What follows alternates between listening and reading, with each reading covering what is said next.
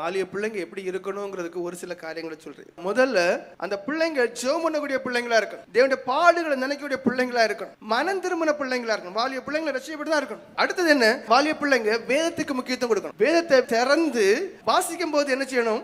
நிதானமா வாசித்து அது எனக்கு என்ன சொல்லுதுங்கிறது தெரியணும். அதன்படி என் வாழ்க்கை இருக்குதாங்கிறத தற்பரிசோதனை பார்க்கணும். அடுத்தது அந்த வாலிய பிராயத்துல நண்பர்களை ஞானமாய் தேர்ந்தெடுக்கணும். இல்ல இந்த புறம்போக்கு ஊதாரி எல்லா கெட்ட பழக்கம் உள்ளதான பிள்ளைகள் கூட சேரும்போது அவன் நாசம் அடைவான். அடுத்தது இந்த இன்டர்நெட் காரியங்கள், அதுலயும் ஞானமா அந்த பிள்ளைங்க தேர்வு செய்யக்கூடிய பிள்ளைங்களா இருக்கும். அடுத்தது வாலிப பிள்ளைங்களுக்கே தெரியணும் உங்களை நீங்களே பாதுகாத்துக் கொள்ளணும். அடுத்தது ஆரோக்கியமான ஒரு உறவை இந்த வாலிப பிராயங்கள் வளர்த்துக் கொள்ளணும். அது எப்படின்னா பெற்றோருக்கு கீழ்ப்படியக்கூடிய பிள்ளைகளா இருக்கணும். அடுத்தது அந்த பெற்றோர்கிட்ட வாலிப பிராய பிள்ளைகள் தங்களுடைய உணர்வுகளை வெளிப்படையாக அறிவிக்கக்கூடிய பிள்ளைங்களா. இப்ப நிறைய சாகிறதே இந்த ஒண்ணுதான். அடுத்தது இந்த வாலிப பிராயங்கள் நல்லா இருக்க வேண்டுமெனா தேவ ஊழியக்காரர்களுடைய ஆலோசனை தேவை. அடுத்தது ஒரு சின்ன ஒரு தப்பு வந்தாலே அந்த பிள்ளைங்களுக்கு தேவ பயம் இருக்கணும்.